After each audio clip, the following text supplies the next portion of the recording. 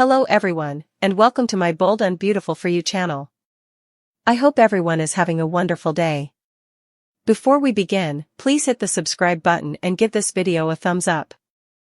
This is a 5,000-word, fanfiction-style narrative that is highly detailed and is based on the script concept of Bold and the Beautiful.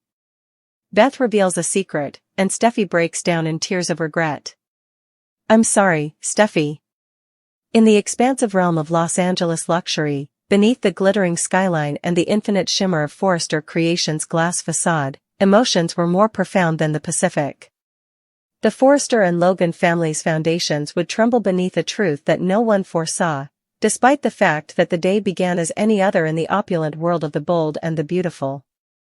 Beth Spencer, the child that was initially believed to have perished and then inexplicably returned to hope, had matured into a young woman who possessed the moral fervor of her father and the kindness of her mother. However, she also carried a concealed burden that she could no longer bear. She was prepared to disclose information to Steffi Forrester today that would permanently disrupt the tenuous equilibrium between their families. Golden light illuminated the manicured gardens and the tall windows of the cliffside residence that Steffi now shared with Finn, Kelly, and Hayes, as the Forrester estate shone in the late afternoon sun. Within, there was an uncommon tranquility, a period of tranquility in between cyclones. Steffi stood in front of the fireplace, gazing at an antiquated photograph of her, Liam, and infant Kelly from years ago. Her demeanor was a blend of anguish and reminiscence. The reality was that, despite the fact that Finn and I had moved on and established a new existence, there were wounds that had never fully healed, particularly those that involved Hope, Liam, and Beth. The table vibrated as Steffi's phone rang. The screen was illuminated by a message. Hello, this is Beth. Could we engage in conversation? It is crucial. Her brow furrowed. She had not conversed with Beth in person in an extended period of time, particularly since Beth had commenced her internship at Forrester Creations. At first, Steffi believed that Beth was following in Hope's footsteps out of passion. However, she had recently observed an additional factor: Beth's nervous energy, the hesitations, and the look that persisted when she was not present. There was an error. Her contemplation was interrupted by a tap at the door. Beth stood in the doorway before she could even process the information. Her eyes were red-rimmed, as if she had spent the night weeping, and she appeared elder than her years. The resemblance to Hope was uncanny, the same gentle sorrow, the same sincerity, but there was also a hint of Liam's determination, that quiet steel that would not yield even when the world demanded it. Who is Beth? Steffi expressed her astonishment. Enter, are you feeling well? Beth entered the building with a faint tremor in her hands. She spoke tenderly, I am uncertain as to whether I am in good health. I am aware that I am unable to maintain this information to myself any longer. Steffi's heart commenced to beat rapidly. What is the situation? Was there an incident at Forrester? Was there an individual who caused you harm? Beth shook her head. That is not the case. It pertains to events that transpired years ago. Personal information. Regarding my mother. Additionally, regarding you. The room appeared to be closing in on Steffi. The ghost of the past was carried by that single word, me, as it evoked the betrayals, grief, remorse, and baby switch that had ensnared their families for decades. Beth, Steffi said cautiously, her voice faintly trembling, if this pertains to your childhood. Beth interrupted, her eyes welling with tears. It is not, she said. At least, not precisely. It pertains to the knowledge I have acquired and the actions I have taken. Silence prevailed for an extended period. The air was filled with the sound of the ocean waters crashing below, as if the sea were holding its breath. Steffi gestured toward the settee, her instincts as a survivor and a mother merging into a gentler form. Sit down, my dear, she said gently. We will resolve the matter, regardless of its nature. Beth hesitated, but ultimately ceded. Her hands trembled in her lap with anxiety. Steffi, you have consistently demonstrated resilience. I have always held you in high regard for that, even since I was a child. When all seemed to be in ruins, you were the one who brought joy to my father. However, I am aware that I inadvertently caused you harm. Steffi's eyebrows furrowed in perplexity as she frowned. Who are you? Beth, you were a child. You did not cause me any harm. Beth's voice cracked as she shook her head. Not at that time. However, I recently discovered something. A discovery that was not intended for me. The words cut through the still air. The initial twinge of unease reverberated through Steffi's chest. What do you mean? Beth's voice was shaking as she began. I was working late one night at Forrester. I was assisting Hope with the redesign of Hope for the future. Ridge had requested that I review archived designs, including old manuscripts, sketches, and notes from the early years when your mother and Hope's mother were still in disagreement over everything. I discovered an item that was concealed within an antiquated file. It was a missive. Addressed to you. Steffi blinks. Is this a letter? From whom? From my grandmother, Brooke. Steffi's body stiffened at the mere mention of her name. Brooke Logan was the focal point of Steffi's universe for decades, inspiring both admiration and resentment. She was the woman who had stolen Ridge from Taylor, the woman whose shadow had hovered over the Forrester family for generations. What did it say? Steffi asked slowly, her body tensing with intensity. Beth extracted a folded piece of paper from her purse. It appeared to be aged and weathered, as if it had been stored for decades. I should not have read it, but I did. I was unable to halt. Before you ever absolved her for the actions she took against your parents, it was composed many years ago. Things were stated regarding Ridge and Taylor. Additionally, regarding you. Steffi grasped the letter with trembling fingertips. The faded ink was examined by her eyes. There was no ambiguity, it was Brooke's penmanship.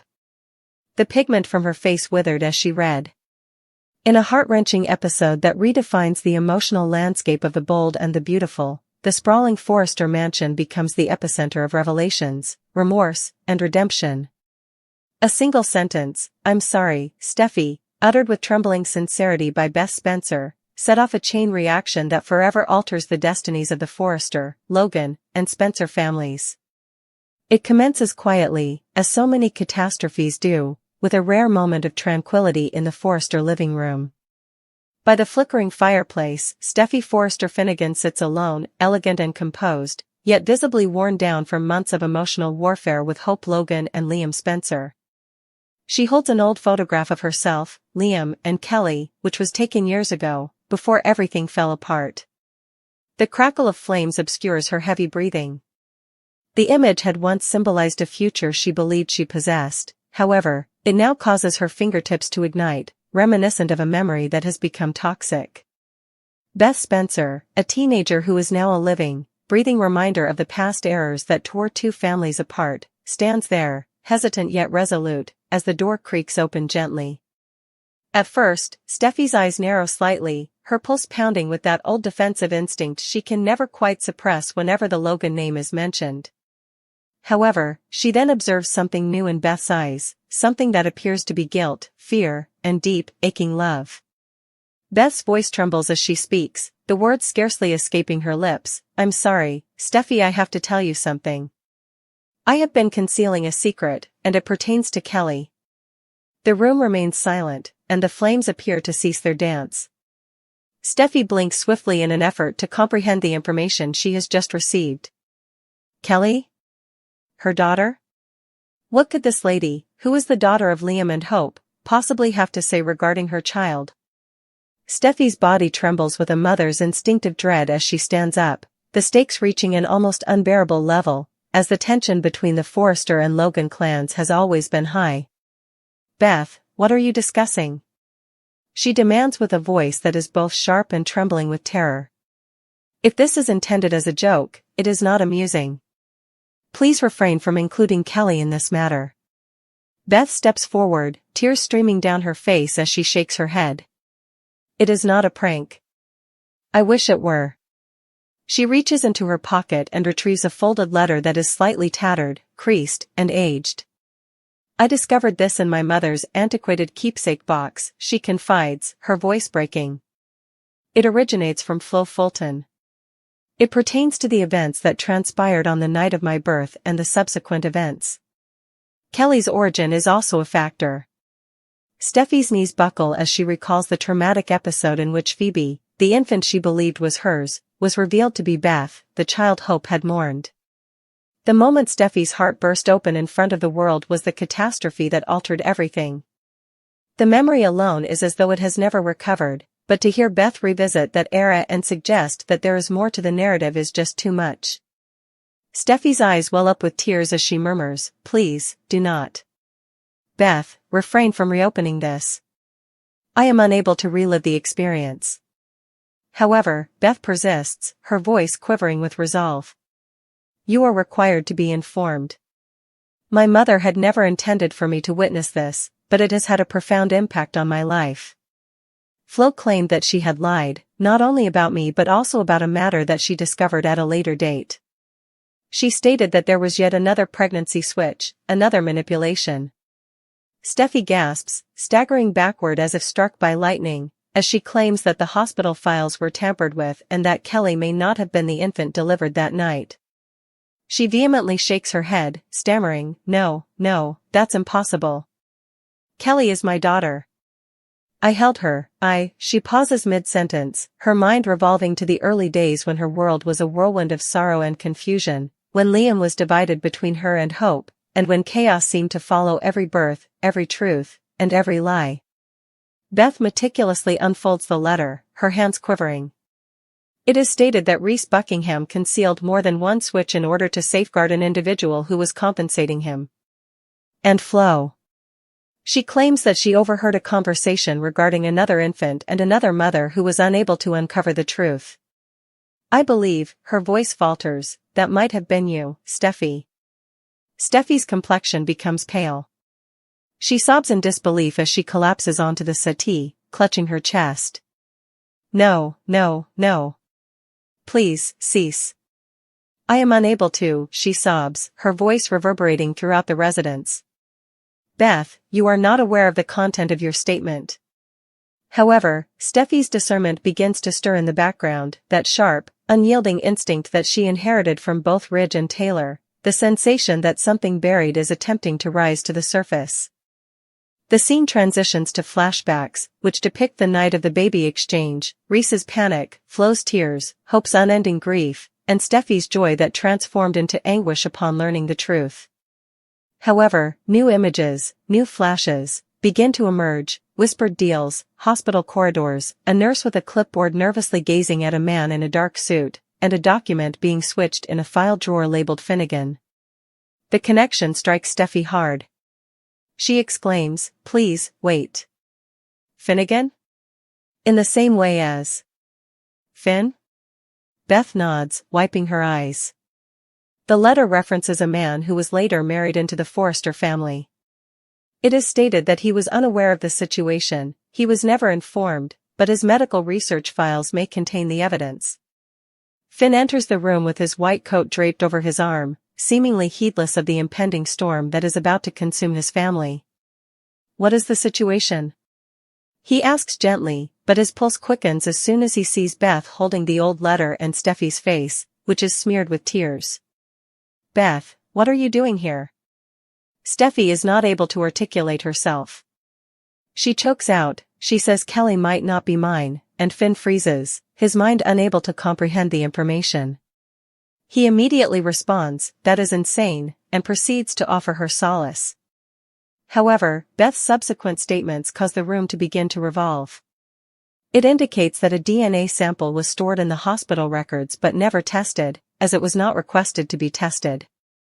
The emotional inundation is unstoppable from that point forward. Hope is the next to appear, having discovered that Beth had gone to the Forrester estate. She enters, gasping for air, and demands to be informed of the situation. She is appalled by the sight of her daughter's tear-stained visage. "Beth, what actions have you taken?" she sobs as she grasps the letter. Steffi stands, her anger now rising through the agony, as she shakes. Steffi exclaims, "She has simply stated the truth. Hope, this is something you should have done years ago." Your family has entered an unknown number of lies. The Logans have played God with the offspring of other individuals how many times? Hope responds with an equally emotional response. No, Steffi, you are not permitted to apply this to me. No, neither my mother nor I were aware. I laid my infant to rest, I interred her. Do you believe that was a straightforward process? The two women confront each other in an unfiltered, raw form of anguish, as decades of resentment bubble to the surface. Finn endeavors to mediate, but his medical mind begins to whirl. We must conduct DNA testing if there is even a remote possibility that this is accurate, he states with precision. Not to reopen wounds, but to ensure that the truth is finally revealed. Steffi gazes at him with a sense of urgency. Finn, how am I supposed to cope with the possibility that Kelly is not mine if this is indeed the case? How am I to continue to breathe in the face of the loss of another child? Her words cause him to break down, and even Hope's eyes open up with compassion, despite their lifelong history of rivalry. Steffi, Hope whispers, if this is accurate, then it is not your fault. None of this was. You were also a victim. The episode transitions to a series of tense montages as the truth hunting commences. Finn at the hospital lab, retrieving old medical records under strict security, Ridge and Brooke in the Forrester office, arguing about the fallout, Liam, once again torn between two worlds, standing outside the Forrester estate as memories of all he has lost replay in his mind. He recalls Beth's smile, Hope's optimism, and Steffi's mirth, and he comes to the realization that his family's narrative is perpetually revolving around love and deception, irrespective of the passage of time. The sight of Steffi sobbing in Beth's arms paralyzes him when he eventually enters the mansion. For the first time, there is no rivalry, rather, there is a shared sense of grief. Beth again whispers, I apologize, Steffi, while firmly grasping her. I had no intention of causing you harm.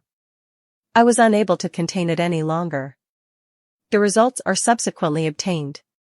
Finn enters the room with a solemn demeanor. I conducted the examination, he says calmly. Twice. The audience maintains its composure. He affirms, his voice soft, the results show. Kelly is biologically yours, Steffi, but there's something else.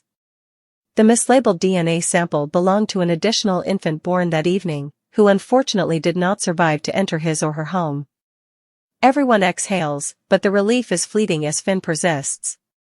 The files were altered to conceal the fact that there were two females, not one, involved in the initial swap. That other infant was never identified. Flo's letter was not deceptive. A child was lost forever, and Reese concealed the fact. The extent of the destruction is complete. Upon recognizing the extent of the repercussions of those falsehoods, hope is shattered. Steffi weeps uncontrollably, holding Kelly as if she might vanish once more. Beth weeps against Hope's shoulder, consumed by remorse. Finn embraces Steffi, murmuring, we will overcome this. Together. However, Steffi, her face buried in his chest, whispers back, how many times must we bear the consequences of the crimes of others? In a rare moment of unity, the final act brings all the Forresters, Logans, Spencers, and Finnegans together at Eric Forrester's estate for dinner, despite the heavy sorrow that permeates the atmosphere. Brooke, Ridge, and Taylor exchange solemn glances, acknowledging that their children's lives are perpetually haunted by the spirits of their own blunders. Ridge elevates a glass, his voice resonant with introspection. He speaks gently, to the truth. May it finally liberate this family. However, Steffi is unable to raise a toast. Beth's eyes are crimson, but they are kind as she gazes across the table at her. She ultimately says, you made the correct decision. Even if it caused me to weep. Steffi stands alone on the terrace in the final scene, gazing at the Los Angeles skyline as the sun sets behind her. The breeze catches her hair. Finn joins her, enveloping her shoulders with his arms. What are you contemplating? He inquires gently. She steadily exhales, her voice distant yet resolute. I am contemplating, perhaps it is time to cease assigning blame to one another for the past, she states. The Forrester home is bathed in gold by the sunset as the camera sweeps out, and Beth and Hope observe from the window. This letter and one courageous confession have forever altered the lives of the mother and daughter. Maybe it's time to forgive. Steffi whispers into the wind, "I forgive you, Beth," as the haunting piano score crescendos.